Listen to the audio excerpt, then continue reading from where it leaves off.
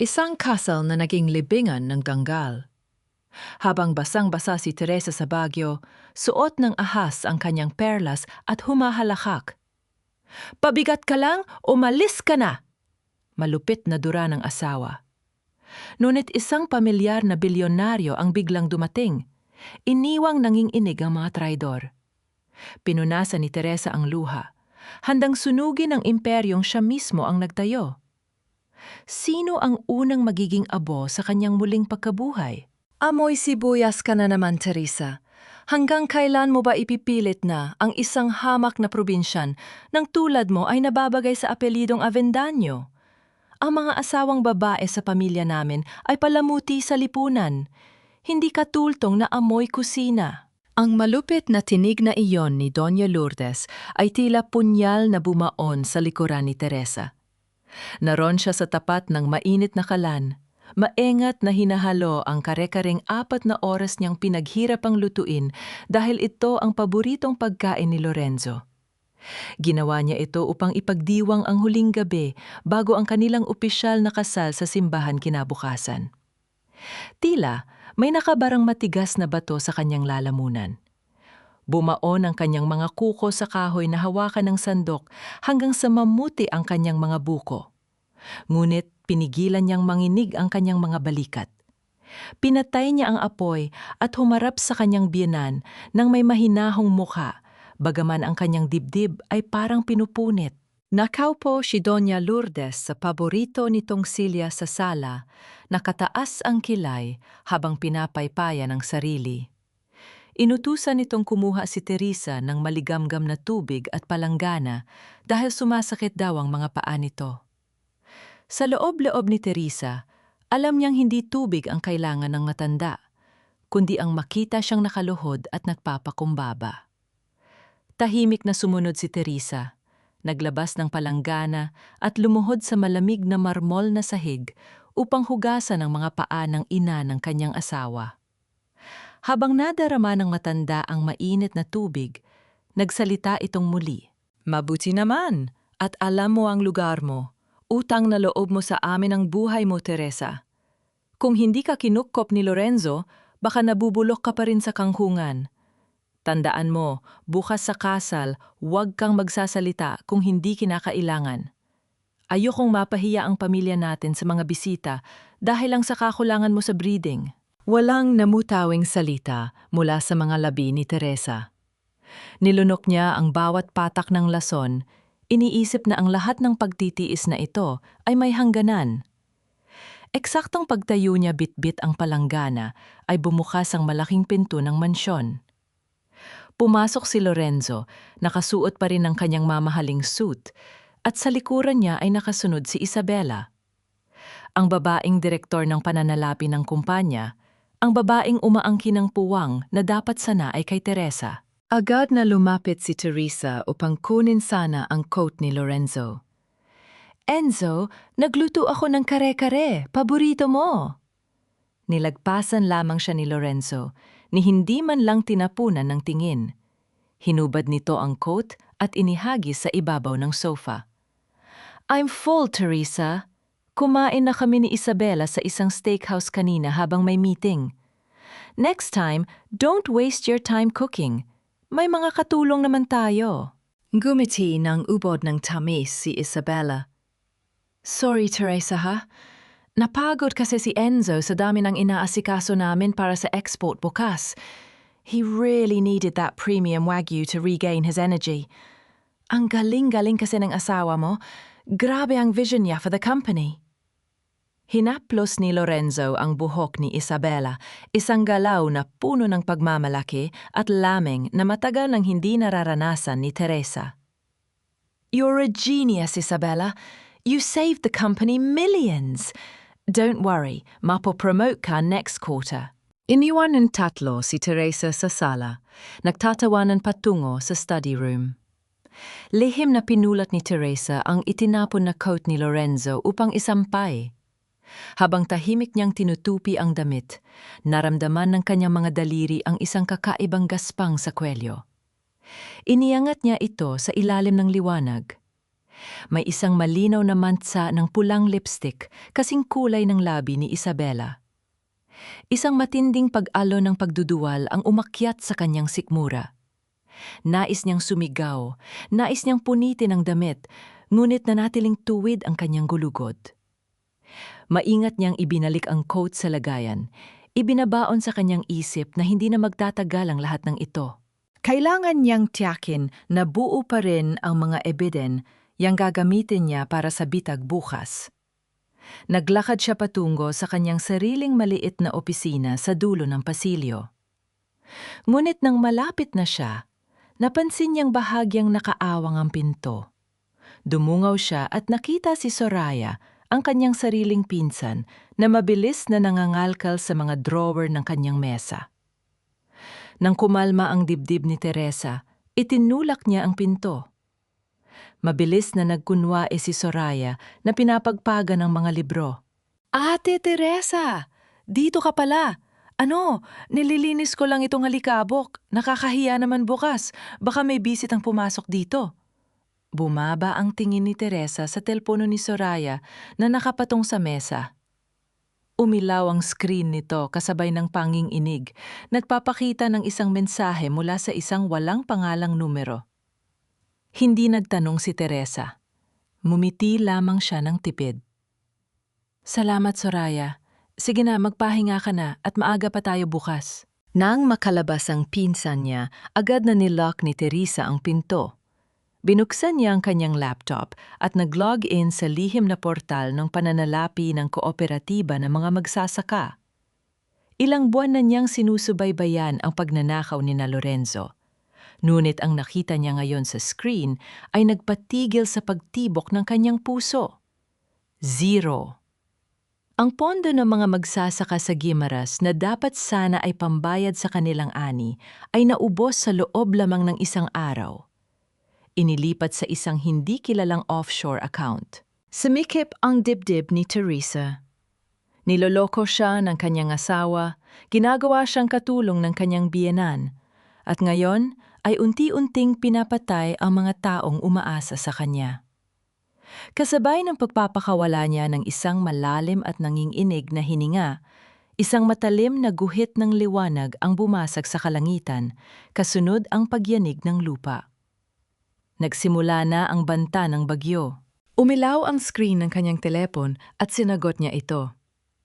Isang pamilyar at desperadong tinig ng matandang magsasaka ang narinig niya mula sa daungan. Naipit ang daan-daang tonelada ng mangga at mga kahon ng insulin. Kapag hindi na ipasok sa malamig na imbakan sa loob ng ilang oras, mabubulok ang lahat ng pinaghirapan ng mga tao. Wala silang ibang matakbuhan kundi siya. Inisip ni Teresa ang ukong na naglalaman ng lahat ng ebiden, siya ng katiwalian na balak niyang ilabas bukas sa mismong araw ng kasal. Alam niyang nasa panganib ang kanyang plano, lalo na't may kutob siyang may nagtataksil sa loob ng kanyang sariling pamamahay. Ngunit mas mahalaga ang buhay ng mga magsasaka. Isinuot niya ang kanyang makapal na panlabang ulan. Bubuksan niya sana ang pinto palabas ng mansyon nang muling dumaan sa kanyang isip ang halakak ng kanyang biyenan at ang matamis na ngiti ni Isabela. Humakbang si Teresa, palabas sa gitna ng rumaragas ang hangin at malamig na ulan, hindi alintana ang tanganib na naghihintay sa dilim, hanggang kailan patuloy na uunawa inang isang pusong sugatan ang mga taong ang tanging pangarap ay durugin siya. Basang-basa at hapong-hapo si Teresa nang marating niya ang likurang pintuan ng Marangyang Hotel sa Cebu. Ang kanyang mamahaling wedding gown ay nabahira na ng putik sa laylayan at ang kanyang buhok ay magulo dahil sa hagupit ng hangin.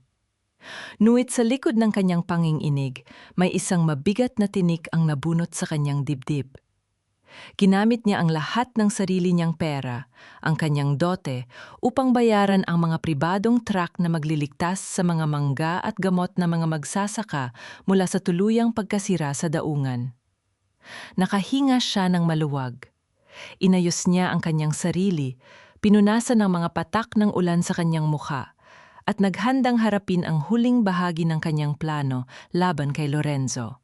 Ngunit paghakbang niya papasok sa grand ballroom kung saan nagaganap ang marangyang piging, isang kakaibang katahimikan ang sumalubong sa kanya. Wala ang masayang musika. Ang lahat ng mga bisita, mga kamag-anak at mga kaibigan ay nakatayo at nakatitig sa kanya. Ang kanilang mga mata ay puno ng pandidiri, panghuhusga at bulong-bulungan na tila mga karayong na tumutusok sa kanyang balat. Sa gitna ng entablado, nakatayo si Lorenzo. Hawak nito ang mikropono at ang mukha nito ay naglalarawan ng peking pagkadismaya at pagkasawi. "I thought today was the happiest day of my life," panimula ni Lorenzo. Ang boses ay umaalingaw-ngaw sa buong bulwagan. "Pero akala ko lang pala yon. I gave you everything, Teresa. Binigyan kita ng pangalan, ng marangyang buhay, ng pamilyang magmamahal sa iyo. Pero ano ang iginanti mo? Ginamit mo ang pera ng kumpanya ko para sustentuhan ang lalaki mo." Naniga si Teresa sa kanyang kinatatayuan. Tila nahigop ang lahat ng hangin sa loob ng kwarto. Bago pa siya makapagsalita, biglang umilaw ang higanting screen sa likuran ng entablado. Ipinakita roon ang mga larawan ng bank transfers at mga palitan ng mensahe. Mga malalaswang salita at pangako ng pag-ibig sa isang hindi kilalang lalaki na tila nagmumula sa kanyang numero. Ito ang mga pirang ginamit niya kani-kanina lang para iligtas ang kargamento ng mga magsasaka. Ngunit na yon ay pinalabas na ninakaw niya para sa isang kalaguyo. Mula sa gilid ng entablado, umalingaw-ngaw ang matinis na boses ni Aling Minda, ang kilalang tsismosa sa Cebu na buong tapang na itinutok ang kamera ng kanyang telpon o kay Teresa. "Live tayo mga kachismis! Tingnan niyo ang mukha ng isang gold digger. Akala mo kung sinong santa, magnanakaw at traidor pala? Napakawalang hiya, mismong araw pa ng kasal na huli." Pumilis ang tibok ng puso ni Teresa. Nais niyang sumigaw na lahat ng iyon ay kasinungalingan. Ngunit ang mga salita ay tila na trap sa kanyang lalamunan. Nang subukan niyang humakbang pasulong, isang figura ang dahan-dahang lumabas mula sa likuran ng mga kurtina. Si Isabela. Nakasuot ito ng isang napakagarang pulang bestida na umaagaw sa pansin ng lahat. Ngunit hindi ang damit ang nagpatigil sa mundo ni Teresa. Iyon ay ang kumikinang na perlas na nakapansit sa dibdib ni Isabela, ang antigong tram ng kanyang yumaong ina. Ang kaisa-isang alaalang itinago niya sa loob ng kanyang kahon, na ngayon ay buong pagmamalaking suot ng kabit ng kanyang asawa. Kusa at walang malay na umangat ang nanginginig na kamay ni Teresa patungo sa kanyang sariling dibdib.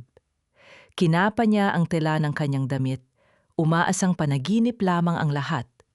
Ngunit malamig at blangkong puwang lamang ang kanyang nadama. Ang pakiramdam ng kawalan ay unti-unting pumatay sa natitira niyang lakas. Dumiretso si Isabela sa silyang nakalaan para sa nobya at prenteng na upo ron, nakangiti na mapanukso kay Teresa. Mula sa karamihan, lumapit si Doña Lourdes. Ang mukha ng matanda ay maamo, puno ng pekeng awa, ngunit ang mga mata nito ay nagliliyab sa tagumpay. May inabot itong isang pilyego ng papel kay Teresa. "Pirmahan mo na ito, Teresa." Malumanay at matamis na bulong ni Doña Lourdes, sapat lang para marinig ng mga taong malapit sa kanila. "Isa itong kasunduan na inaamin mong kinuha mo ang pera. Huwag mo nang palalain ang kahihiyan natin. Kung pipirmahan mo ito, hindi na kami magsasampa ng kaso at hahayaan ka naming umalis ng tahimik. Utang na loob, maawa ka sa danggal ng anak ko. Gawin mo ito bilang huling paggala mo sa pamilyang kumupkop sa iyo." Napatingin si Teresa sa papel, pagkatapos ay sa mukha ng kanyang biyanan. Gaslighting. Muli na naman siyang kinokonsensya sa isang kasalan ng hindi niya ginawa, ginagamit ang salitang dangal upang pilitin siyang ibaon ang sarili sa hukay. Hahanapin sana ni Teresa ang kanyang bag kung saan nakatago ang hard drive na naglalaman ng tunay na ebidensya ng katiwalian ni na Lorenzo. Ngunit nang ibaling niya ang kanyang paningin sa likuran ni Lorenzo, nakita niya si Soraya, ang kanyang pinsan. Nakatayo ito roon, hawak ang mismong bag ni Teresa. Nakangisi si Soraya, isang niting puno ng pagkutya at tagumpay, bago nito dahan-dahang ibinaba ang bag sa paanan ni Lorenzo. Gumuho ang buong mundo ni Teresa. Ang kanyang asawa, ang kanyang biyenan, at ngayon ang kanyang sariling dugo. Wala na ang ebidensya, wala na siyang laban. Pinlano nila ang lahat ng ito upang sirain siya at ang kininang yaman na pilit niyang pinoprotektahan. Sino ang may kakayahang gumawa ng ganong kaperpektong panlilinlang sa mga video at mensahe? Isang malalim at madilim na tanong ang bumaon sa kanyang isipan. Ngunit wala siyang panahon upang hanapin ang sagot. Tiningnan niya ang bawat mukha sa bulwagan. Hinihintay nilang umiyak siya, magmakaawa o lumuhod. Hinihintay nilang tuluyan siyang madurog. Ngunit sa halip na luha, isang malamig at matalim na apoy ang nagningas sa mga mata ni Teresa. Pinunit niya ang papel na hawak ni Doña Lourdes at inihagis ang mga piraso sa hangin. Hinubad niya ang kumikinang na singsing sa kanyang daliri, tiningnan ito ng may matinding pandidiri at inihulog ito sa loob ng isang baso ng champagne na nasa ibabaw ng kalapit na mesa. Isang matinis na kalampag ang umalingaw-ngaw, hudyat ng pagputol ng lahat ng ugnayan. Gusto niyo ng asawang marunong magsakripisyo? Malamig at buo ang boses ni Teresa na magsalita siya, nakatingin ng diretso sa mga mata ni Lorenzo. Mula sa gabing ito, ipapakita ko sa inyo kung paano maningil ang isang babaeng sinagad niyo sa buto. Hindi na siya naghintay ng sagot. Tinalikuran niya ang mga taong minsang tinawag niyang pamilya at naglakad palabas ng bulwagan ng tuwid ang likod. Paglabas niya ng hotel, sinalubong siya ng nagnangalit na bagyo. Ang malamig na ulan ay humampas sa kanyang balat, tila pinaparusahan siya sa pagiging tanga sa loob ng 3 taon. Naglakad siya sa madilim at walang taong kalsada, hindi alam kung saan pupunta. Ang bigat ng pagtataksil, ang nakakapasong kahihiyan at ang pagod sa buong araw ay unti-unting sumipsip sa kanyang lakas. Nang hina ang kanyang mga tuhod at bumagsak siya sa magaspang na kalsada. Ipinikit niya ang kanyang mga mata, hinahayaang lamunin siya ng lamig. Ngunit bago tuluyang mawala ng malay ang kanyang diwa, biglang nawala ang patak ng ulan sa kanyang mukha. Isang malaking itim na payong ang tumakip sa kanya mula sa galit ng langit. Isang mainit at makapal na coat ang dahan-dahang ipinatong sa kanyang nanginginig na balikat. Nang imulat niya ng bahagya ang kanyang mga mata, isang anino ng matangkad na lalaki ang nakatayo sa kanyang harapan. Tahimik siyang pinagmamasdan sa gitna ng unos.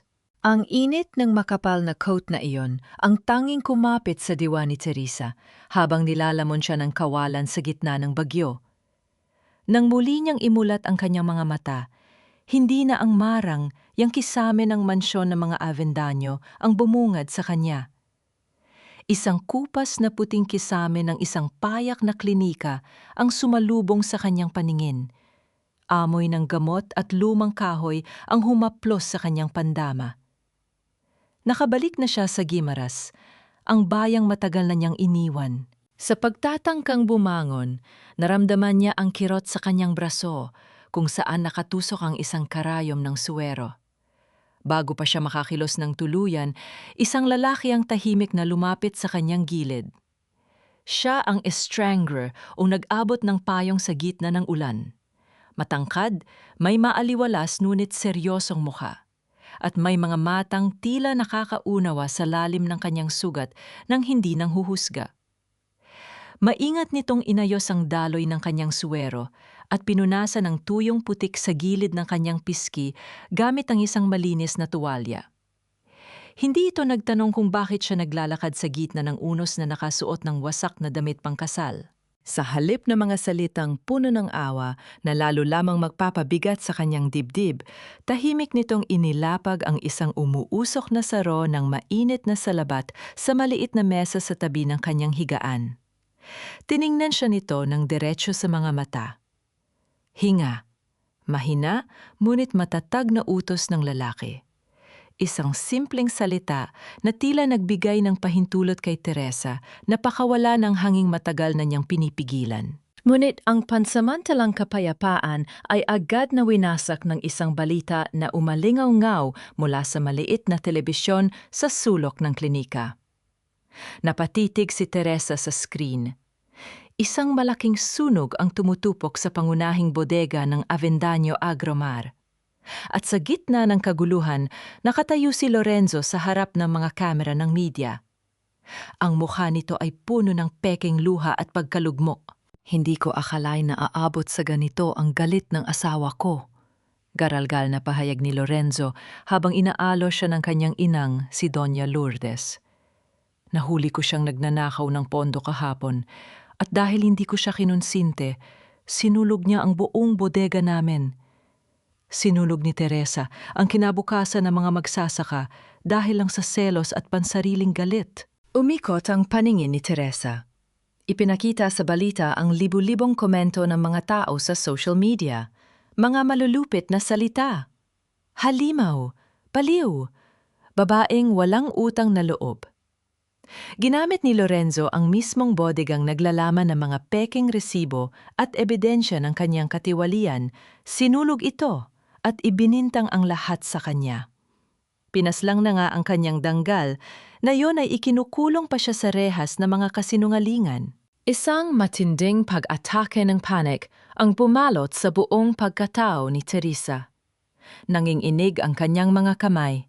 Marahas niyang hinugot ang karayo ng suwero mula sa kanyang praso hanggang sa tumulo ang matingkad na dugo sa maputing kumot.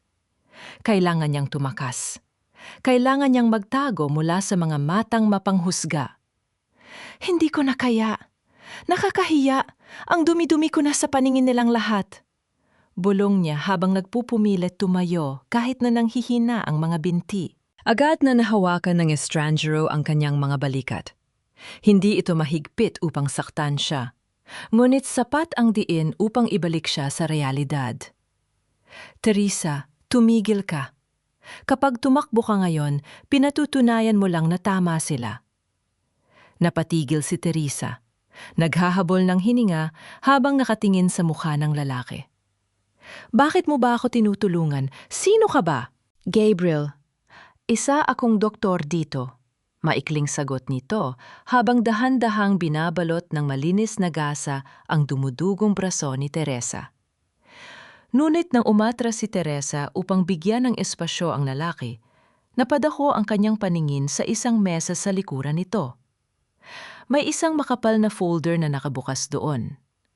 Sa ibabaw ng pahina, malinaw na nakatatak ang pangalan ng kanyang pamilya. Salcedo Pacific Confidential Legal Assessment. Bakit may hawak na sensitibong dokumento ng kanilang korporasyon ang isang hamak na doktor sa probinsya?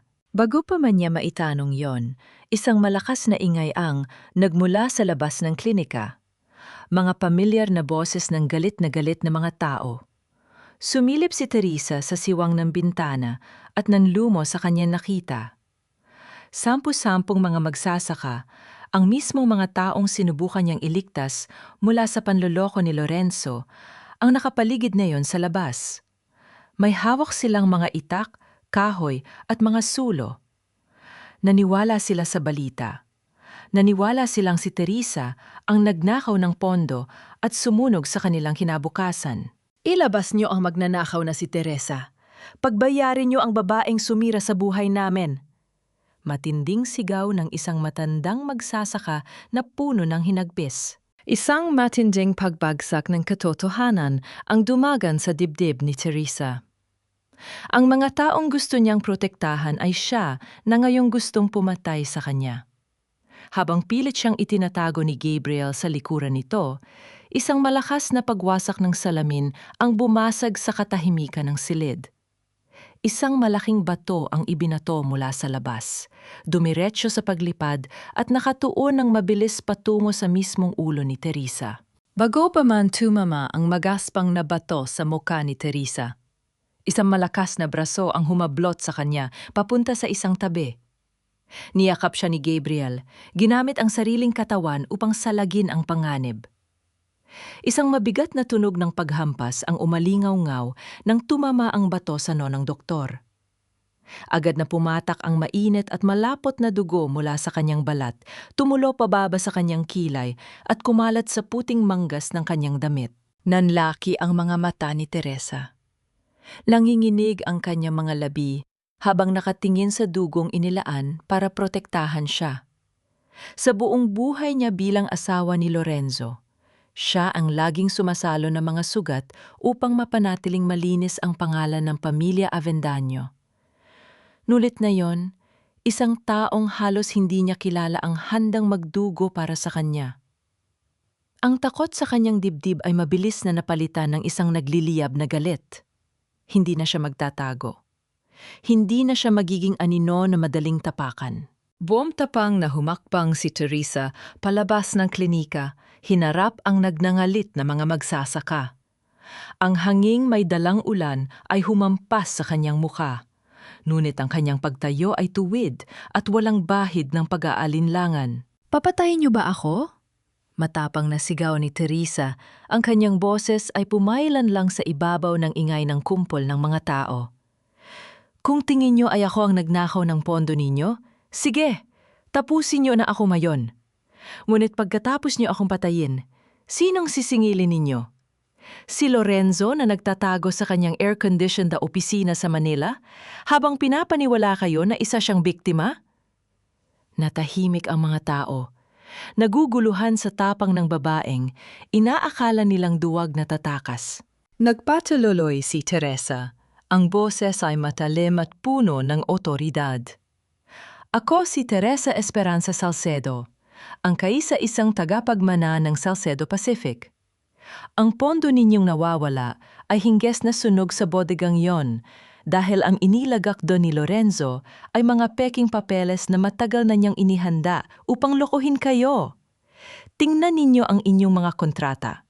Walang nakalagay na insurance clause na pabor sa inyo. Lahat ay pabor sa Avendaño Agromar. Kung papatayin niyo ako ngayon, tuluyan na niyang makukuha ang mga lupa ninyo bilang kabayaran sa peking utang." Nakabibinging katahimikan ang bumalot sa paligid. Unti-unting ibinaba ng mga magsasaka ang kanilang mga hawak na kahoy at itak, natitigilan sa bigat ng katotohanang ibinunyag ni Teresa. Sa gilid, tahimik na pinagmamasdan ni Gabriel ang paggising ng isang reyna. Isang maliit na batang babae, anak ng isa sa mga magsasaka, ang nag-aalangang lumapit sa doktor.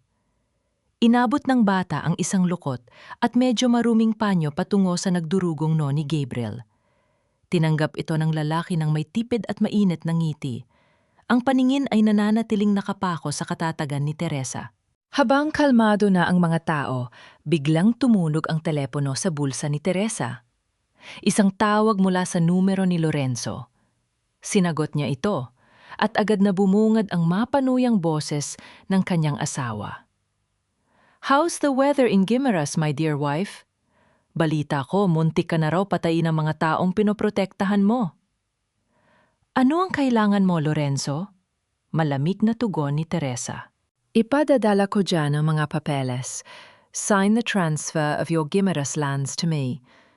Kapag pinirmahan mo yan, aaminin ko sa media na nabulag lang ako ng galit kaya kita napagbintangan sa sunog. Kapag hindi, ipapakulong kita for arson and embezzlement. You choose, Teresa.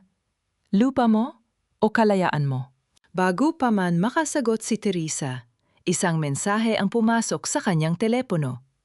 Ito ang digital na kopya ng dokumentong ipinagmamalaki ni Lorenzo, ang sinasabing credit guarantee na nagpapatunay na si Teresa ang umutang at lumustay ng pondo.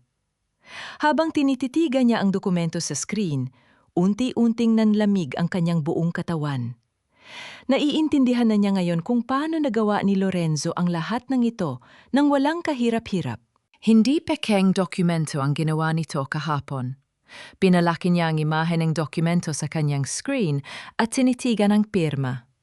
Ito ang lumang pirma niya na ginamit niya 3 taon na ang nakalilipas sa isang blankong papel nang utusan siya ni Doña Lourdes na lumagda para sa pagpapabilis umano ng pag-apply ng kuryente sa kanilang bagong bahay.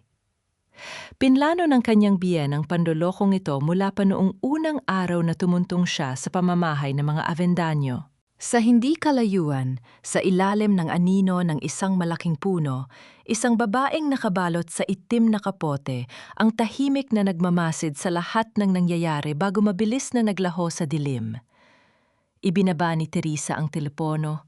Ang peking tinta ng kanyang nakaraan ay tila isang punyal na tumusok ng malalim sa kanyang puso. Nagpapaalala kung gaano siya naging bulag sa mga taong tinawag niyang pamilya. Ang babaeng nakabalot sa itim na kapot mula sa labas ay tuluyan ng pumasok sa loob ng klinika. Ibinaba nito ang hood ng kanyang suot. Inalalantad ang isang mukhang pamilyar kay Teresa. Si Jacinta, ang dating compliance officer ng Avendaño Agromar, na bigla na lamang tinanggal sa trabaho. Walang sinayang na oras ang babae. Inihagis nito ang isang makapal na brown envelope sa ibabaw ng mesa. They burned the warehouse, Teresa. At inilagay ni Isabela ang pangalan mo bilang huling taong pumasok doon. Malamig na pahayag ni Jacinta. Ang boses ay walang bakas ng emosyon. Nasa loob niya ng lista ang mga ghost ships, mga barkong idineklara nilang naglayag para sa export, pero sa totoo lang, ginamit para hugasan ang bilyon-bilyong pisong ninakaw nila sa mga magsasaka. Kinuha ni Teresa ang mga papeles. Habang binabasa niya ang mga pekeng resibo at manifestasyon ng mga kargamento, tila umakyat ang asido sa kanyang lalamunan dahil sa tindi ng pandidiri. Ang perang para sana sa kinabukasan ng mga bata sa Guimaras ay ginamit ni Isabela upang magtayo ng mga pekeng kumpanya at bumili ng mga mamahaling ari-arian sa labas ng bansa. Ang kalupitan ng mga taong ito ay walang hangganan. Lumapit si Gabriel at seryosong sinuri ang mga dokumento. Bilang isang taong may malalim na kaalaman sa batas, mabilis niyang itinuro ang mga butas sa kontrata na hindi mapapansin ng isang ordinaryong mata. Biglang namatay ang mga ilaw sa buong klinika, isang pangkaraniwang epekto ng nagdaang bagyo sa probinsya. Agad na nagsindi ng isang lumang gasera si Gabriel at maingat na inilagay ito sa gitna ng mesa upang magbigay ng liwanag. Sa ilalim ng aandap-andap na apoy, nagpatuloy sila sa pagsusuri ng mga papel. Nang ituro ni Teresa ang isang partikular na pangalan ng peking kumpanya, hindi sinadyang magdampi ang kanilang mga daliri. Isang mabilis, ngunit nakakapasong init ang dumaloy mula sa magaspang na balat ng doktor, patungo sa nanlalamig na kamay ni Teresa. Sa loob ng 3 taon, sanay siyang itaboy at pandirihan ng sarili niyang asawa. Ngunit sa simpleng dampi na yon, sa unang pagkakataon matapos ang mahabang panahon ng panloloko, naramdaman niyang may nagpapahalaga sa kanya. Tahimik na hinila ni Gabriel ang kaisa-isang silyang may sandalan at iniyalok ito kay Teresa, habang siya ay mas piniling umupo sa isang matigas na kahon ng gamot upang magbantay sa buong magdamag. Gamitin mo ito para sirain si Isabela ngayon din. Ilik mo sa media bukas at panuurin mo siyang mabulok sa kulungan, utos ni Jacinta. Ang mga mata ay nagliliyab sa pansariling poot. Tiningnan siya ni Teresa ng tuwid. Nakikita niya ang pagkauhaw sa paghihiganti sa mga mata ng dating empleyado, isang galit na tila mas malalim pa sa isyu ng kumpanya.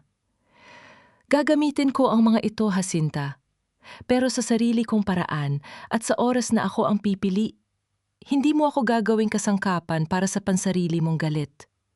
Walang sinuman ang makakadikta kung kailan ako gagalaw. Numisi si Jacinta, isang niting puno ng lihim. Tinalikuran nito si Teresa at naglakad palabas ng pinto patungo sa kadiliman. Ngunit sa pag-alis nito, napansin ni Teresa na may isang pahina sa dulo ng ledger na sinadyang punitin at itago ng babae. Ano ang nilalaman ng huling pahinang yon na mas malaki pa sa mga krimen ni Isabela? Bago pa man makapag-isip ng malalim si Teresa, isang pamilyar na anino ang bumagsak sa may pintuan ng klinika.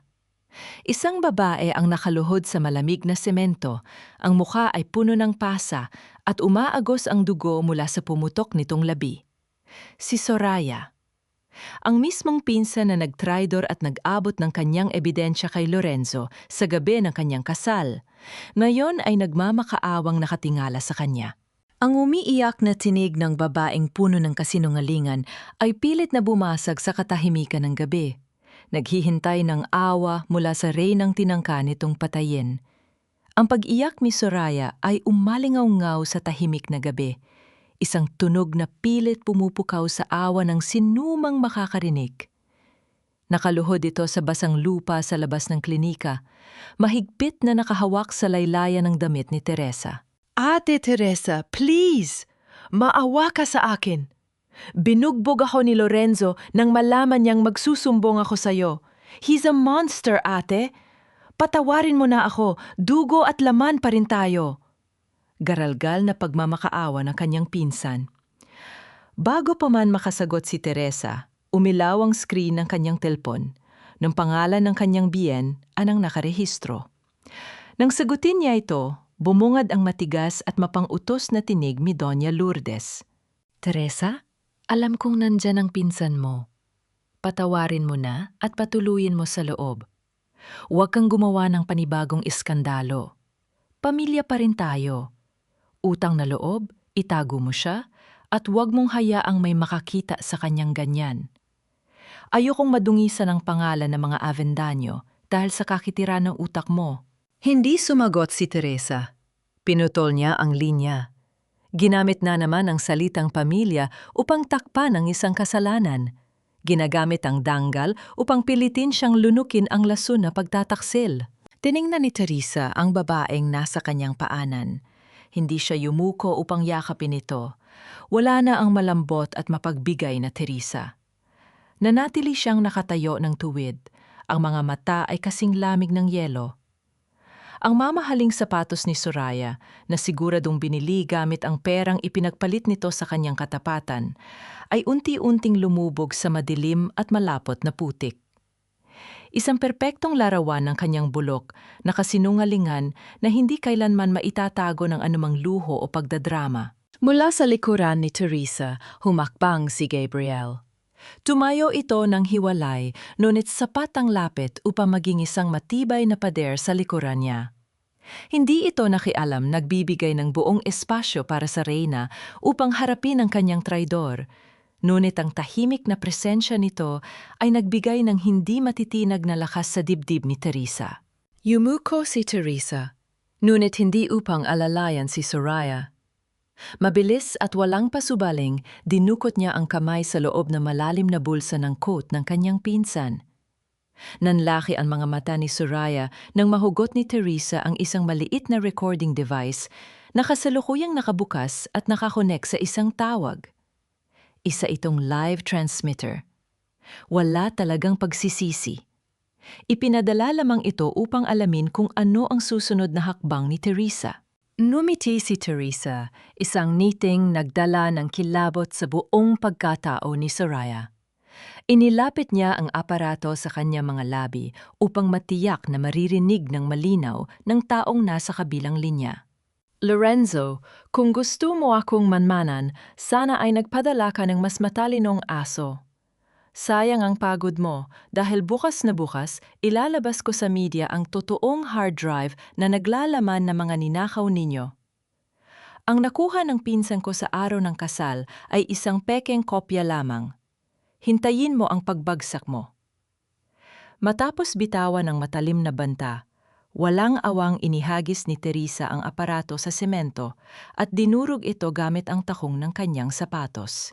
Napaatras si Soraya, nanginginig sa takot dahil nabisto ang kanyang misyon. Ano ang ipinangako ni Lorenzo sa kanya upang maglakas loob siyang maging espiya sa ikalawang pagkakataon kahit na malagay ang kanyang buhay sa matinding panganib? Bago pa man makapagtanong si Teresa, isang malakas na panginginig ng lupa ang naramdaman nila. Ang mabigat at nakakabinging ugong ng makina ay yumanig sa kalsada.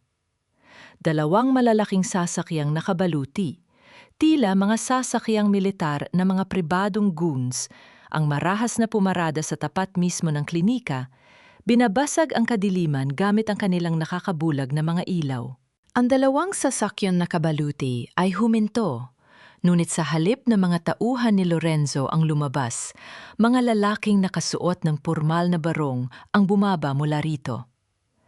Isa itong pribadong grupo ng seguridad na tahimik na inarkila ni Gabriel upang matiyak ang kaligtasan ni Teresa. Walang lingon likod nilang iniwan si Soraya na patuloy na nagmamakaawa sa gitna ng putikan.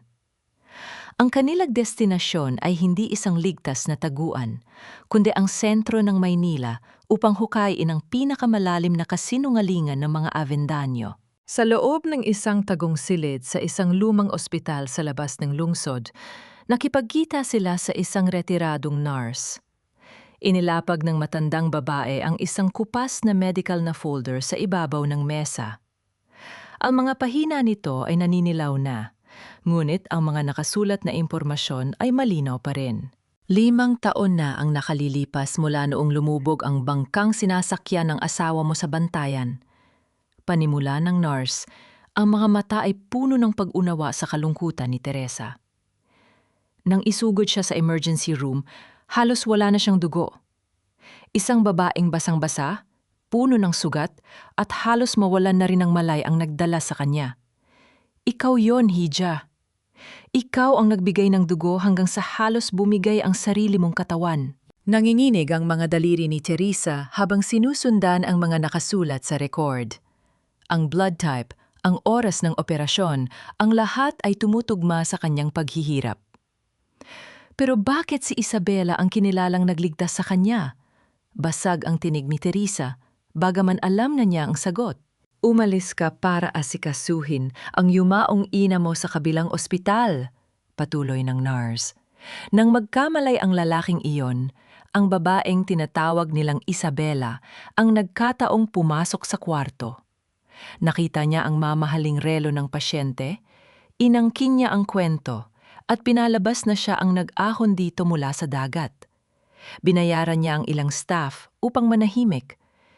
Ngunit itinago ko ang orihinal na record na ito. Isang napakabigat na bato ang tila dumagan sa dibdib ni Teresa. Ginamit ni Lorenzo ang kwentong yon bilang pundasyon ng kanyang pagmamahal kay Isabela. Utang na loob, yon ang palaging dahilan ng kanyang asawa kung bakit palaging may espesyal na lugar ang kabit nito sa kumpanya at sa buhay nila. Bumaha sa isip ni Teresa ang isang mapait na alaala. Gabi bago ang isa sa mga mahahalagang piging ng kumpanya, nakatayo siya sa harap ng salamin habang suot ang isang bestidang walang manggas. Pumasok si Lorenzo sa kwarto. Tiningnan siya mula ulo hanggang paa at tumigil ang paningin nito sa malaking peklat sa kanyang balikat, ang mismong sugat na nakuha niya nang hilahin niya si Lorenzo mula sa lumulubog na mga bakal. Teresa, bakit ba ang pangit ng peklat na yan?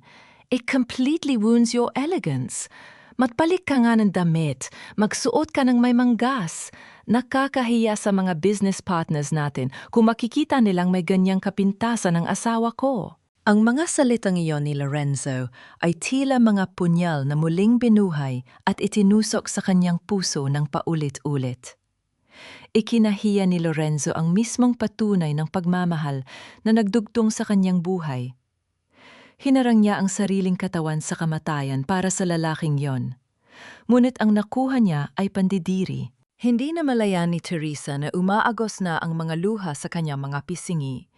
Ngunit hindi ito luha ng panghihinayang di, ito ay luha ng ganap na paglaya. Wala na siyang anumang utang sa lalaking iyon. Wala na siyang dahilan upang kumapit pa. Naramdaman niya ang isang mainit na bigat na pumatong sa kanyang nanginginig na balikat. Hinubad ni Gabriel ang kanyang makapal na coat at maingat na ibinalot ito kay Teresa. Hindi ito nagsalita ng mga walang kwentang pag-alo. Sa halip, tumayo ito sa kanyang harapan at tiningnan siya ng may matinding paggalang. Dahan-dahang iniangat ni Gabriel ang kanyang kamay. Hindi niya hinawakan ang balat ni Teresa, ngunit ang kanyang mga daliri ay nagtagal sa hangin, eksakto sa ibabaw ng tela, kung saan nakatago ang malaking peklat. Hindi ito kapintasan, Teresa. Mahina, nuit mariing bulong ni Gabriel, ang mga mata ay naglalaman ng katapatan na tumunaw sa yelo sa puso ni Teresa. Isa itong medalya ng katapangan. Ang mga taong walang kakayahang magsakripisyo ay hindi kailanman maiintindihan ang halaga ng mga sugat na tulad niyan. Isang kakaibang init ang gumapang sa dibdib ni Teresa. Isang pakiramdam ng pagpapahalaga na 3 taon niyang pinagkaitan sa kanyang sarili. Nang kumalma ang kanyang paghinga, kinuha ni Teresa ang kanyang telpono. Tiningnan niya ang kanyang mga mensahe. Wala pa ring tawag o text mula sa kanyang ama, si Don Rafael Salcedo. Bakit hinahayaan siya ng pinakamakapangyarihang lalaki sa industri, yan na harapin ang lahat ng paninirang puri ng mag-isa? Ano ang lihim na dahilan ng pananahimik ng bilyonaryo habang ang kanyang kaisa-isang anak ay pinupunit ng mga kalaban? Walang oras para mag-isip ng sagot. Kailangan nilang bumalik sa Guimaras bago pa tuluyang magtagumpay si Lorenzo. Ngunit nang makarating ang kanilang sasakyan sa daungan ng Guimaras, kinabukasan, isang pamilyar at nakakasukang eksena ang sumalubong sa kanila. Nakatayo sa harap ng daan-daang mga magsasaka si Doña Lourdes. Suot nito ang paboritong perlas na kwintas at mamahaling pamaypay, umaastang reyna ng buong bayan. Sa likuran niya ay ang mga pribadong gwardiya ng pamilya Avendaño. Itinaas ng matanda ang isang opisyal na dokumento at iwinasiwas ito sa hangin. Umalis na kayo sa lupang ito. Wala na kayong karapatan dito dahil mismong ang babaeng pinagkakatiwalaan ninyo ang nagbenta ng daungang ito sa amin. Matinis na sigaw ni Doña Lourdes. Tumitik si Teresa mula sa malayo. Kahit hindi niya basahin ng malapitan, pamilyar sa kanya ang papel na yon. Isang purong puting papel na may itim na tinta na bumuo sa kanyang pekeng pirma. Ang pinakamatulis na patalim ng pagtataksil na inihanda ng kanyang biyenan. Ang matingkad na itim na tinta sa puting papel ay tila naghihintay ng dugong dadanak. Ang matingkad na itim na tinta sa puting papel ay tila nag-aanyaya ng isang madugong komprontasyon. Bumilis ang mga hakbang ni Teresa patungo sa kumpol ng mga tao. Ang kanyang dibdib ay naglalagablab sa pot habang pinagmamasdan ang ginagawang pang-aalipusta ng kanyang biyenan. Mga patay gutom! Wala kayong karapatan sa lupang ito. Kami na ang nagmamay-ari ng daungang ito. Kaya kung ayaw ninyong makulong, hakutin na ninyo ang mga basura ninyo at lumayas kayo rito. Mabalasik na utos ni Doña Lourdes. Marahas nitong ipinapaypay ang kanyang abaniko. Tila nandidiri sa hangin na nilalanghap ng mga ordinaryong tao. Agad na kumilos ang mga armado nitong gwardiya. Itinutulak ang mga matatandang magsasaka at pinipilit silang umatras. Huwag ninyong galawin ang mga tao ko! Mataginting at puno ng otoridad na sigaw ni Teresa. Nahati ang karamihan upang bigyan ng daan ang tunay na may-ari ng lupa. Tumigil ang mga gwardya, nag-aalang ang ipagpatuloy ang kanilang ginagawa. Nang makita ang talim sa mga mata ng babaeng dumating. Bumaba ang tingin ni Doña Lourdes kay Teresa. Agad nitong inibang ekspresyon ng kanyang mukha. Ibinalik ang maskara ng isang maamo at kagalang-galang na matanda. Ngunit ang kanyang tono ay nanatiling puno ng lason. Nandito ka na pala, Teresa. Mabuti naman at naisipan mong magpakita matapos mong sunugin ang bodega ng asawa mo at ipahiya kami sa buong Cebu. Mapanuyang salubong nito, sinasadyang lakasan ng boses upang marinig ng lahat. Inilapit ni Doña Lourdes ang kanyang sarili, itinaas ang kanang kamay at inilapat ito sa hangin. Magmano ka sa akin. Ipakita mo sa mga taong ito na kahit papaano ay may natitira ka pang paggalang at breeding mula sa mga pangaral ko sa iyo. Lumuhod ka at humingi ng tawad. Baka sakaling kausapin ko pa si Lorenzo na huwag kang itapon sa kulungan. Ito ang parehong senyas na ginagamit ni Doña Lourdes sa loob ng 3 taon upang ipaalala kay Teresa na siya ay nasa ilalim lamang ng kanilang kapangyarihan. Utang na loob, pagpapakumbaba, gaslighting. Ngunit hindi na siya ang dating Teresa na yuyuko upang hugasan ang mga paa ng mga taong umapak sa kanyang pagkatao.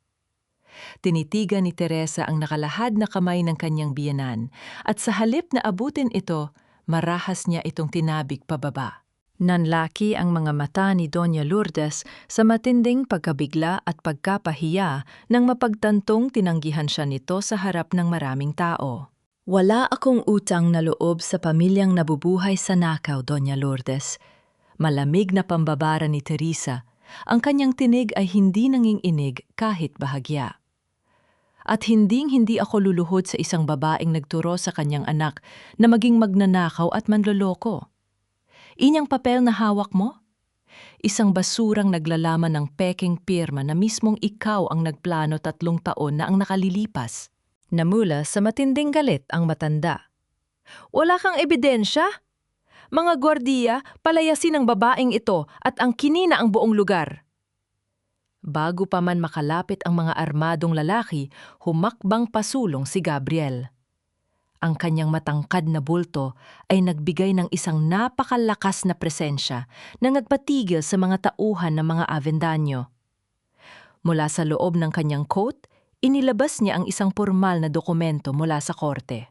Subukan ninyong galawin ang kahit na sino sa lugar na ito at tinitiyak kong lahat kayo ay matutulog sa selda ngayong gabi. Seryoso at malalim na banta ni Gabriel. Tumingin siya ng diretso kay Doña Lourdes. Ako ang legal na kinatawa ni Ginang Teresa Salcedo. Ang hawak ninyong notice of eviction ay walang bisa. Una, dahil kasalukuyang nasa ilalim ng investigasyon ang katotohanan ng pirmang yan. Pangalawa, walang court order na nag-aautorisa sa inyo na magpalayas ng sinuman. At pangatlo, ang pag-akyat ninyo rito ng may dalang armadong grupo ng walang sapat na papeles ay isang malinaw na kaso ng illegal trespassing at grave coercion. Walang nakapagsalita. Ang bawat salitang binitiwan ni Gabriel ay tila mabibigat na kadenang iginapos sa mga kamay ng kampo ni Doña Lourdes. Ang galing at talino ng doktor na ito sa batas ay isang nakakagulat na sandata na hindi inaasahan ng sinuman. Kasabay ng pag-atras ng mga guwardiya, dahan-dahang lumapit ang mga magsasaka sa likuran ni Teresa. Hindi sila tumakbo. Pinagdikit-dikit nila ang kanilang mga balikat at braso, bumubuo ng isang buhay na pader upang protektahan ang babaeng ipinaglalaban sila. Isang matandang babae na may mga kamay na puno ng kalyo mula sa pagtatanim ang humakbang at mahigpit na hinawakan ang nanlalamig na mga daliri ni Teresa. Isang magaspang, ngunit napakainit na dampi. Nandito kami, anak. Hindi ka na nila pwedeng saktan habang nakatayo kami. Ang simpleng pagpapakita ng malasakit na yon ay tumunaw sa natitirang kaba sa puso ni Teresa. Narito ang tunay na pamilya, hindi sa dugo, kundi sa katapatan. Nawala ang huwat na kariktan ni Doña Lourdes.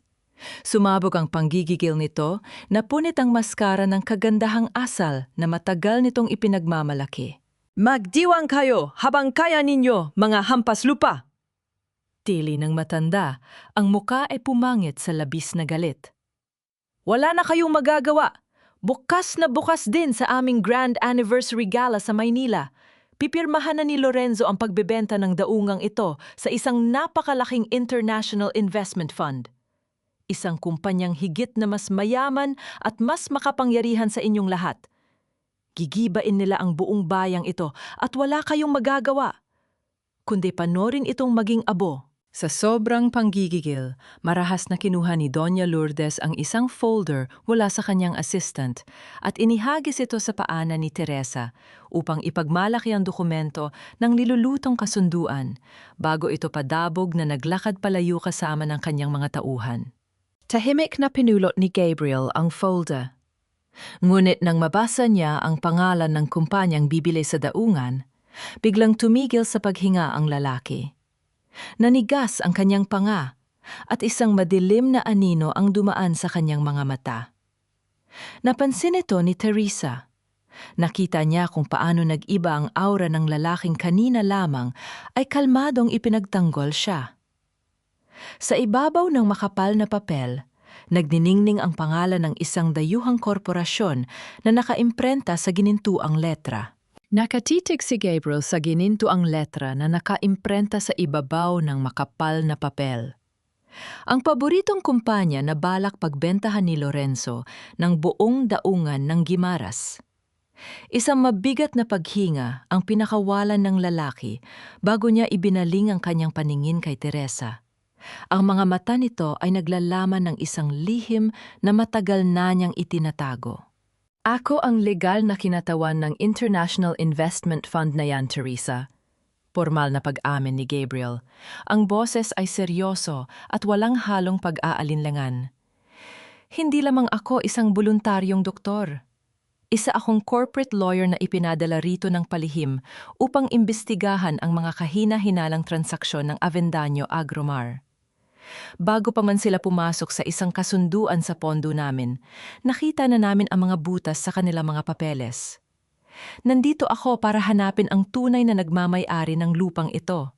At ngayon, nahanap na kita. Isang mabilis na pagkamanga ang dumaan sa mga mata ni Teresa, na agad ding napalitan ng isang matalim na pag-unawa. Ang lalaking nag-abot sa kanya ng payong, ang lalaking nagtanggol sa kanya sa mga nagngangalit na magsasaka, ay ang mismong taong may hawak ng susi upang tuluyang wasakin ang mga plano ni Lorenzo. Ang lahat ng piraso ng puzzle ay perpektong nagtugma sa kanyang isipan. Hindi nag-aksaya ng panahon si Teresa.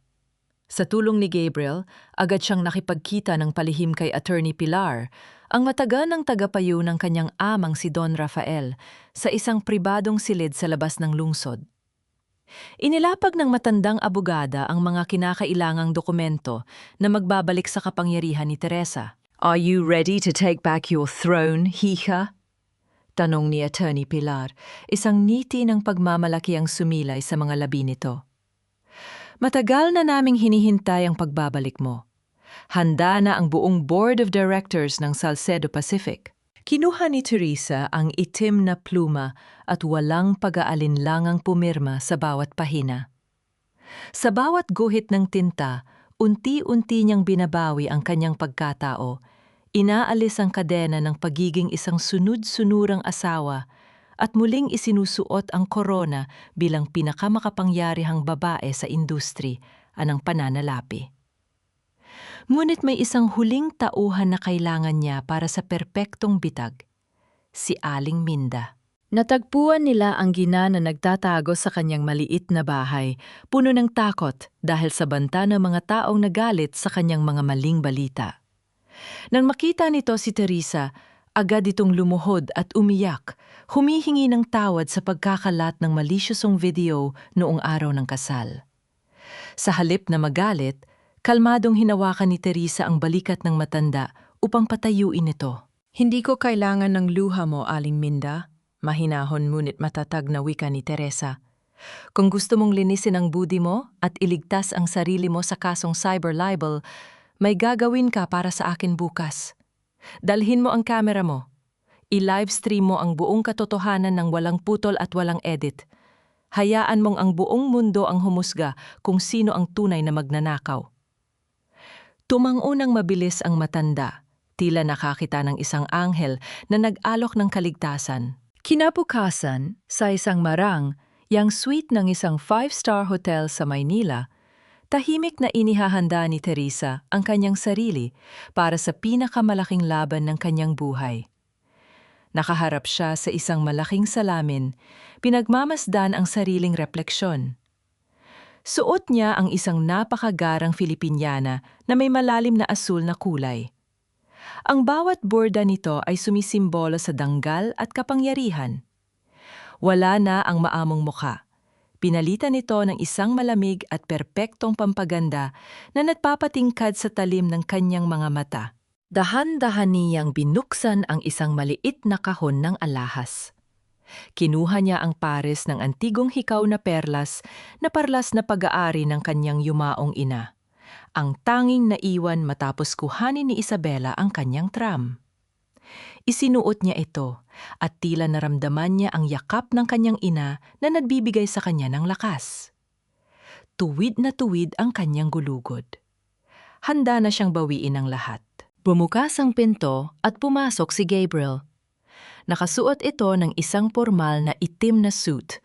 Ang tindig ay kasing tatag ng isang bundok. Tumigil ang lalaki sa kanyang likuran. Ang mga mata ay puno ng matinding paghanga na hindi nito sinubukang itago. Maingat na inabot ni Gabriel ang laylayan ng mahabang kasuotan ni Teresa at maayos itong inilatag sa sahig upang maging perpekto ang hugis nito. Nagtagpo ang kanilang mga paningin sa salamin.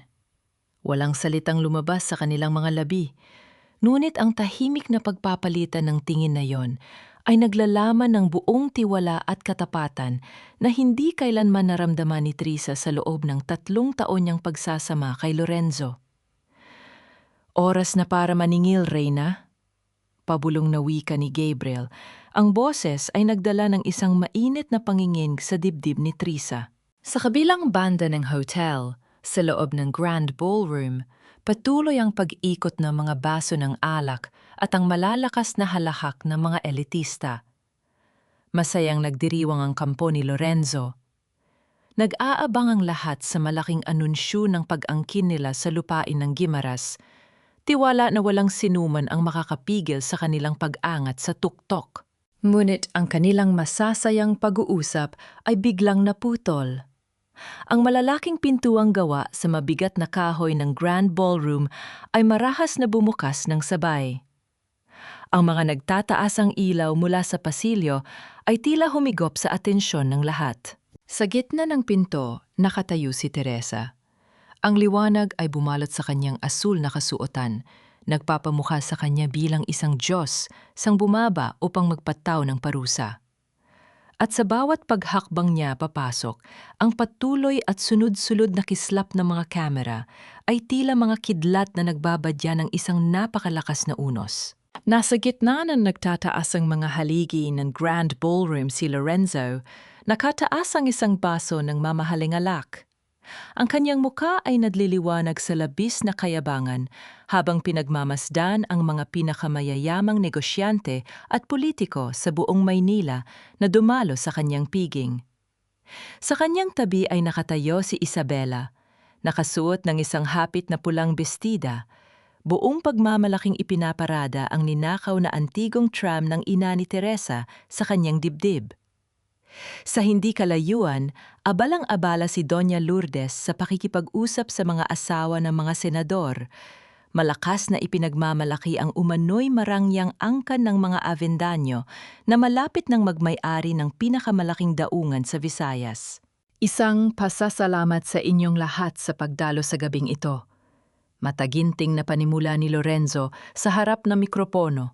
Ang boses ay umaalingaw-ngaw sa buong bulwagan. Ngayong gabi, hindi lamang natin ipinagdiriwang ang tagumpay ng Avendaño Agromar. Ipinagdiriwang natin ang pagsilang ng isang bagong imperyo. Naganda ang mga bisita upang magpalakpakan. Ngunit ang kanilang mga kamay ay nanatiling nakabitin sa hangin.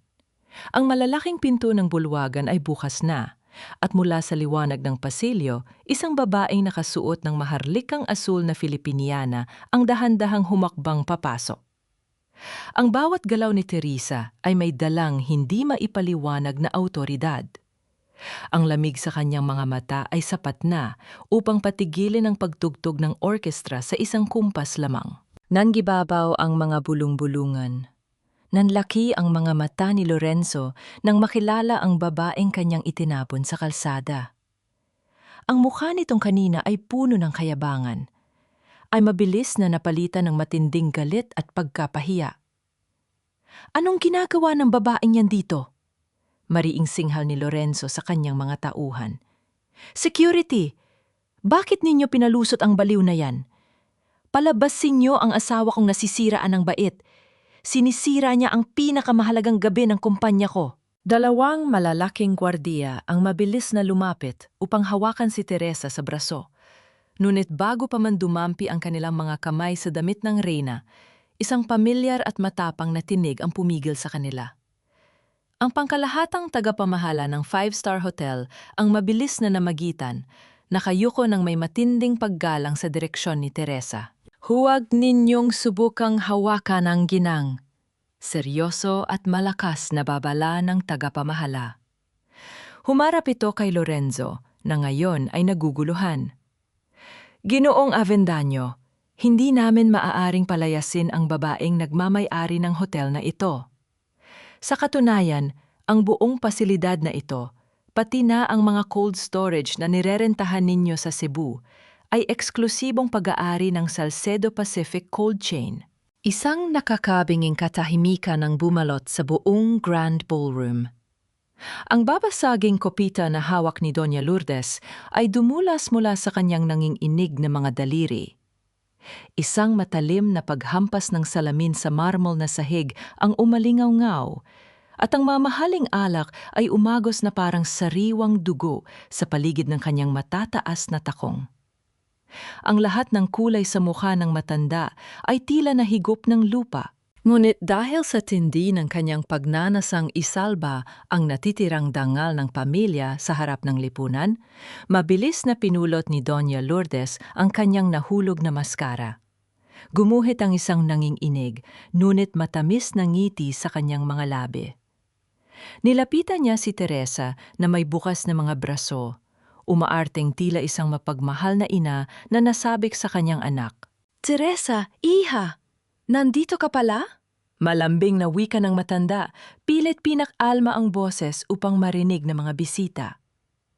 "Alam ko namang hindi mo kami matitiis. Halika, sumama ka sa akin sa VIP room at doon tayo mag-usap. Huwag na nating palakihin ang maliliit na tampuhan, pamilya pa rin tayo. Masyado lang naguluhan ang asawa mo dahil sa stress sa negosyo, pero alam ko mahal na mahal ka niya."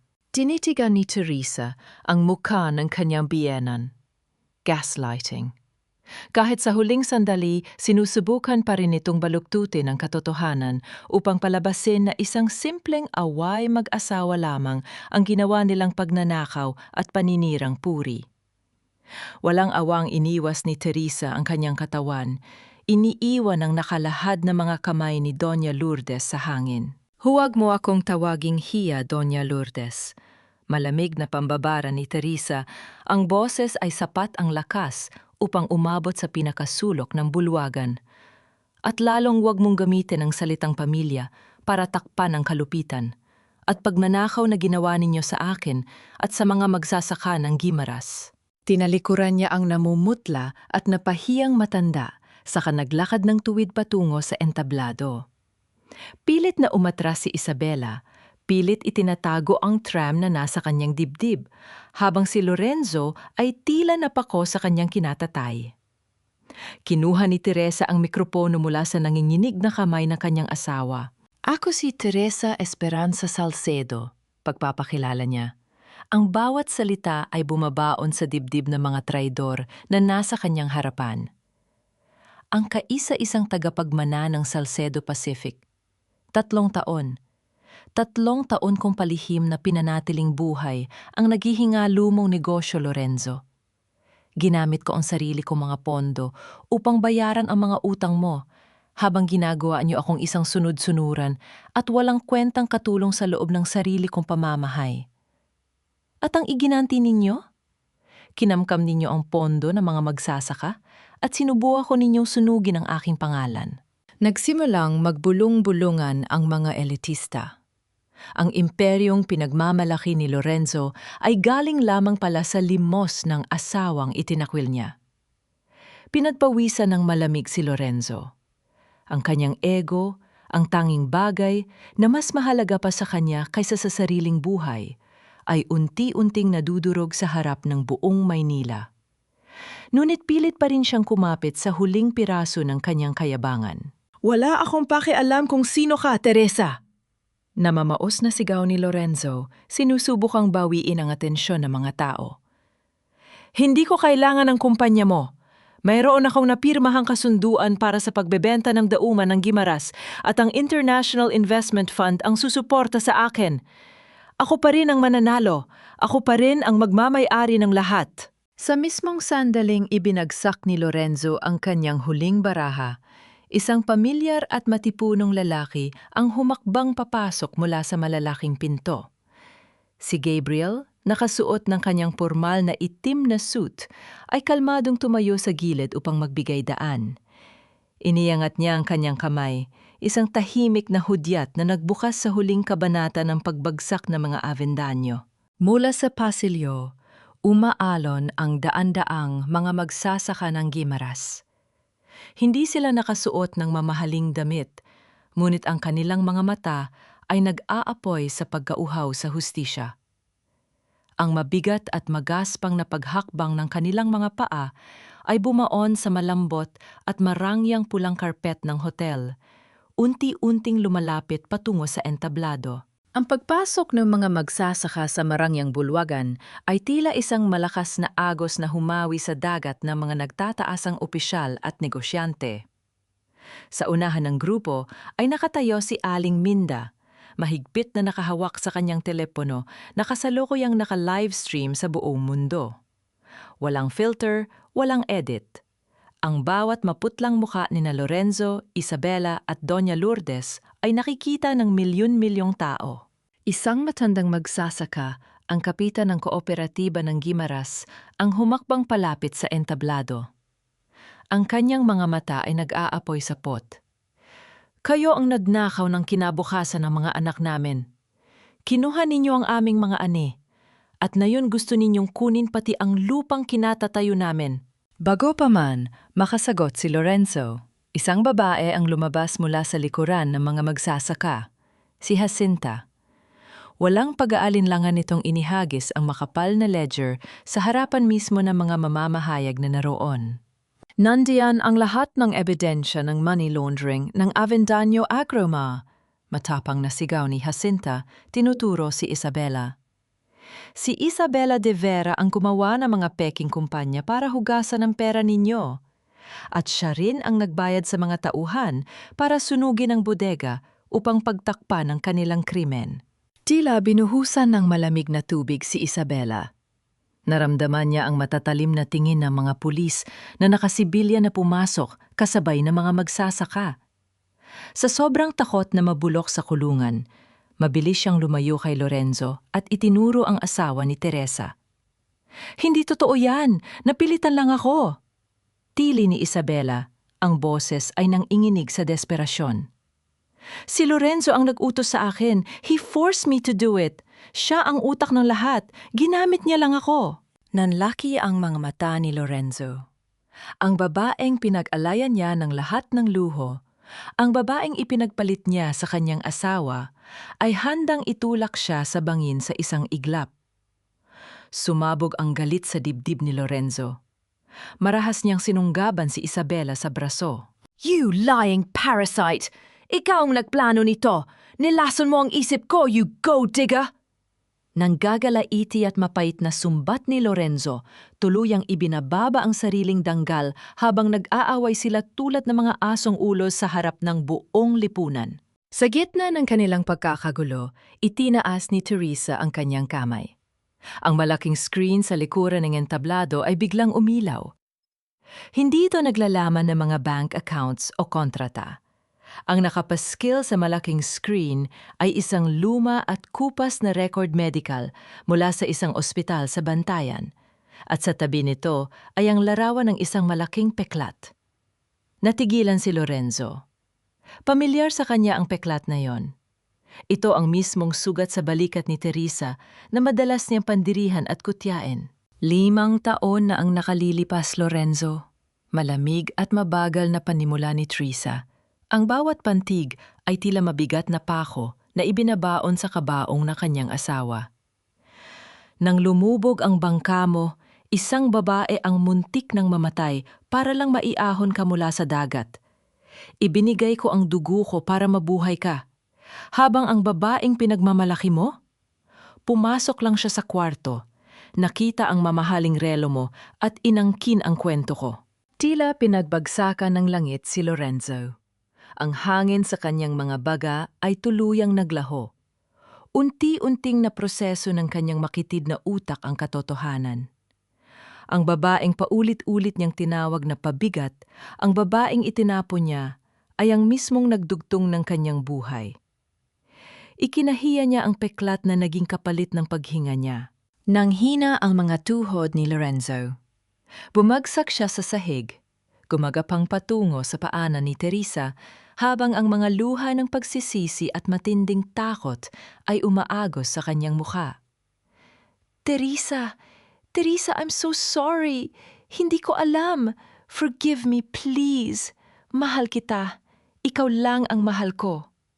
Garalgal na pagmamakaawa ni Lorenzo.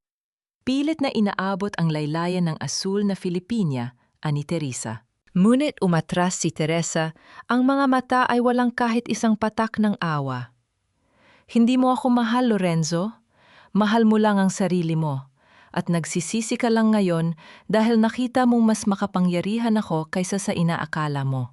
Ilagpasan niya ang nakaluhod na asawa at tumiretso sa nanginginig na si Isabela.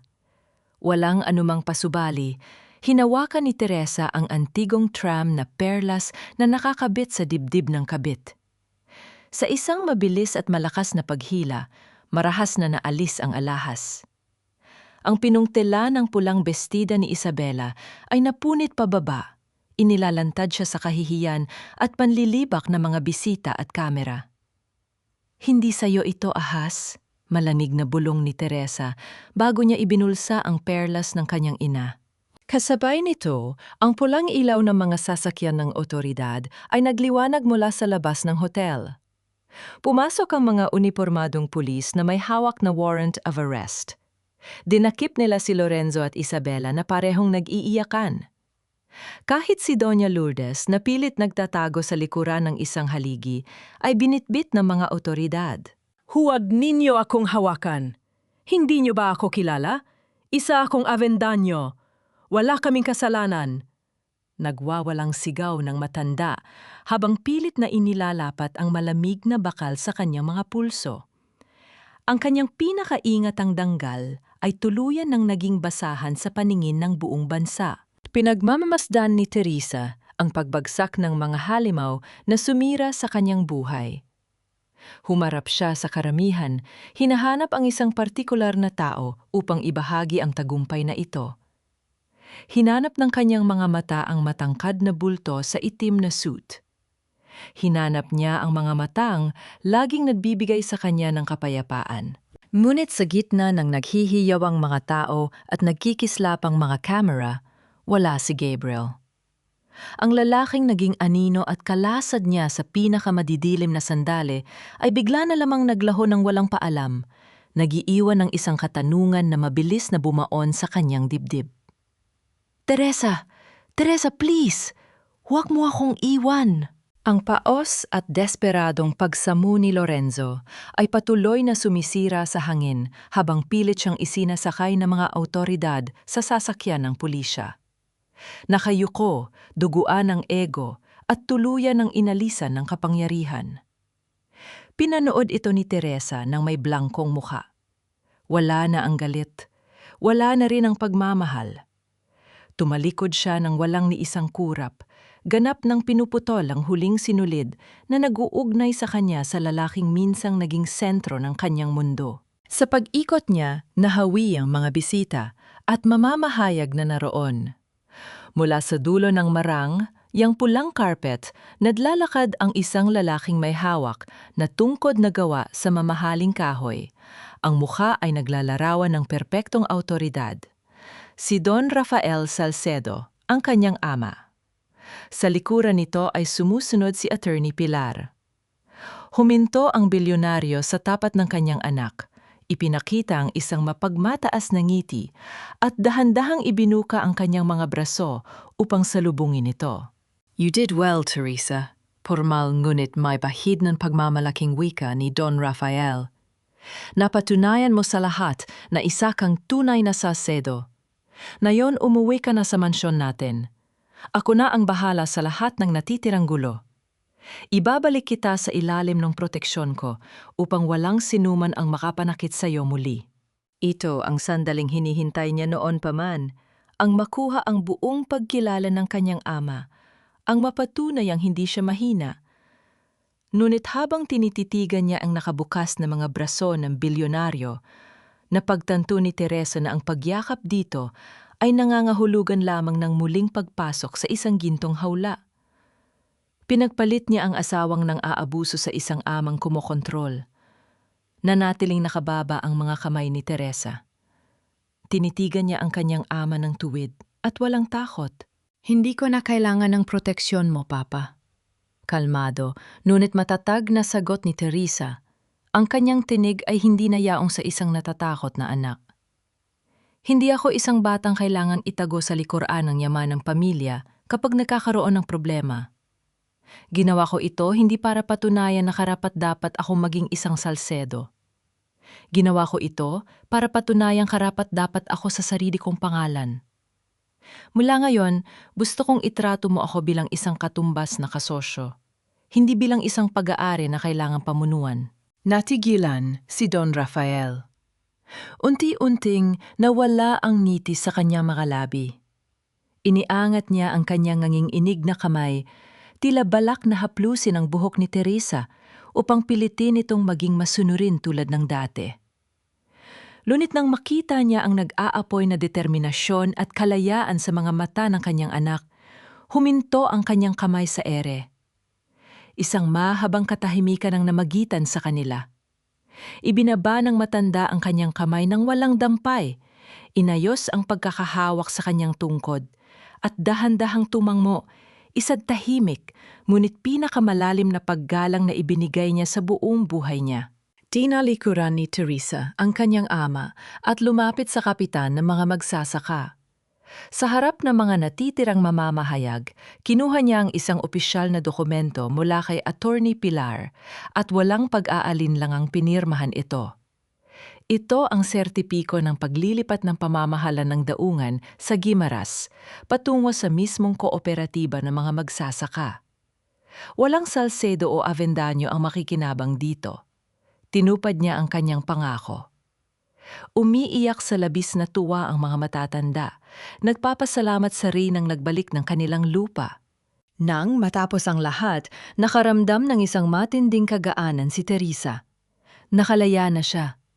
Ngunit sa likod ng maluwag na paghinga, isang matinding kakulangan ang bumaon sa kanyang dibdib. Bakit wala siya? Ang lalaking nagturo sa kanyang mahalin ang kanyang mga peklat. Ang lalaking nagbantay sa kanya habang binuo niya ang lahat ng ito. Attorney, nasaan si Gabriel? Nag-aalalang tanong ni Teresa kay Pilar. Umalis siya kanina pa habang nagsasalita ka sa entablado, iha. Sinabi niyang tapos na ang trabaho niya rito dahil nagising na ang reyna. Balak na niyang bumalik sa probinsya ngayong gabi. Hindi na nag-aksaya ng kahit isang segundo si Teresa. Binaliwala niya ang mga tawag ng mga mamamahayag at ang pagtataka ng mga bisita. Gamit ang kanyang mahaba at mabigat na Filipiniana, tumakbo siya palabas ng Grand Ballroom. Wala siyang pakialam kung masira man ang kanyang ayos. Wala siyang pakialam kung ano ang sasabihin ng lipunan. Sa unang pagkakataon sa buhay niya, hindi siya tumatakbo para takasan ng sakit. Tumatakbo siya patungo sa taong gusto niyang makasama. Pina, andar ng kanyang driver ang sasakyan patungo sa daungan ng Maynila ng buong bilis. Nang makarating sila, binalot ng madilim at malamig na hangin ang paligid. Halos walang tao sa pantalan. Palinga-linga si Teresa. Ang kanyang puso ay tila sasabog sa sobrang kaba at pag-asa. Nang idako niya ang kanyang paningin sa dulo ng pier, nakita niya ang isang pamilyar na bulto ng lalaking nakasuot ng itim na suit. Nakatalikod ito. May bitbit na isang maliit na bag at kasalukuyang humahakbang paakyat sa bakal na rampa ng isang malaking pampasaherong barko na malapit ng umalis. Isang malakas, malalim at nakakabinging ugong mula sa tambutso ng malaking barko ang bumasag sa katahimikan ng gabi. Hudyat na ito ay tuluyan ng bibitaw sa daungan at maglalayag palayo. Gabriel! Sumigaw si Teresa. Ang kanyang boses ay pumailan lang sa hangin, nagbabaka sakaling masapawan ang ingay ng makina bago tuluyang maglaho ang lalaking nagturo sa kanyang lumaban. Isang buong taon na ang lumipas mula nang bumagsak ang imperyo ng mga kasinungalingan. Sa loob ng isang masikip at madilim na selda sa pambansang piitan, ang malamig na kalampag ng bakal na rehas ang tanging musika na bumabasag sa katahimikan ni Lorenzo. Nakaupo siya sa sahig. Yakap ang kanyang mga tuhod habang ang mga luha ng matinding pagsisisi ay walang tigil na umaagos sa kanyang marungis na mukha. Araw-araw siyang kinakain ng katotohanang itinapo niya ang isang diamante para pulutin ang isang ordinaryong bato. Sa kabilang banda, sa loob ng pasilidad ng mga kababaihan, ang dating nagmamalaking si Isabela ay halos hindi na makilala. Wala na ang kanyang mga pulang bestida at mamahaling perlas. Ang kanyang balat ay tuyot, ang mga mata ay lubog at puno ng takot habang nakikipag-agawan sa kakarampot na rasyon ng pagkain. Ngunit ang pinakamalalang parusa ay natamo ni Doña Lourdes. Sa loob ng isang pasilidad para sa mga may sakit sa pag-iisip, maghapong nakaupo ang matanda sa isang sulok. Walang tigil niyang pinapaypayan ang kanyang sarili gamit ang isang punit na karton, palaging bumubulong sa hangin tungkol sa kanyang wad na yaman at mataas na danggal. Ang kanyang pinakaiingat ang reputasyon at hiya na ginamit niya upang mangalipin ng iba, ay siya mismong naging lason na sumira sa kanyang katinuan. Malayong malayo sa madilim na mundong iyon, ang hampas ng alon sa daungan ng Guimaras ay nagdadala ng sariwa at payapang hangin. Nakatayo si Teresa sa mismong lugar kung saan niya tinawag ang pangalan ni Gabriel ng gabing iyon sa Maynila. Isang taon na ang nakalilipas, ngunit sariwa pa rin sa kanyang gunita kung paano huminto ang lalaki sa paghakbang sa rampa ng barko, lumingon at walang pag-aalinlangang tumakbo pabalik upang yakapin siya ng mahigpit sa ilalim ng mga bituin. Pinili ni Gabriel na manatili at maging tahimik na kanlungan niya. Pinuksan ni Teresa ang kanyang palad. Nakapatong doon ang kanyang lumang singsing sa kasal, ang huling piraso ng kanyang mapait na nakaraan. Ngunit sa halip na itapon ito sa kalaliman ng dagat, dinala niya ito sa isang panday sa bayan. Pinatunaw niya ang ginto sa naglalagablab na apoy at ipinaghulma upang maging isang maliit at matibay na kandado. Ang kandadong ito ngayon ay nakasabit sa mismong pangunahing pintuan ng Esperanza Women's Center, isang pasilidad na itinayo niya sa tulong ng kooperatiba upang magbigay ng libreng tulong legal at ligtas na tirahan para sa mga babaeng biktima ng pang-aabuso at manipulasyon. Ang singsing na dating sumisimbolo sa kanyang pagkakakalong ay naging isang instrumento na ngayon upang protektahan ang kalayaan ng iba. Pinatawad na ba niya ang mga taong nanakit sa kanya? Hindi. Naniniwala siyang ang tunay na katarungan ay hindi nangangailangan ng sapilitang pagpapatawad sa mga halimaw na walang bakas ng pagsisisi. Ngunit nahanap na niya ang ganap na kapayapaan. Hindi dahil hawak na niya ang buong kapangyarihan ng kumpanya, kundi dahil napatawad na niya ang kanyang sarili.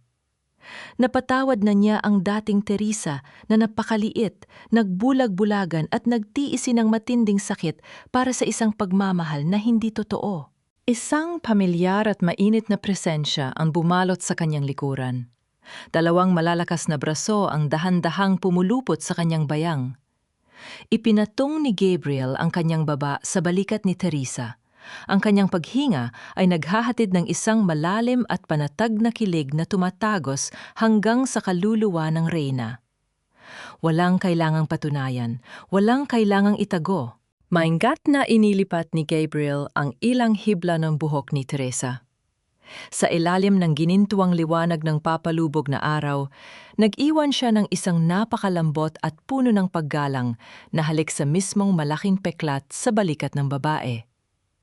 Ang sugat na minsang pinandirihan at kinutya ng kanyang nakaraan ay siya na yung pinakamahalaga at pinakaiingatang medalya sa paningin ng kanyang kasalukuyan.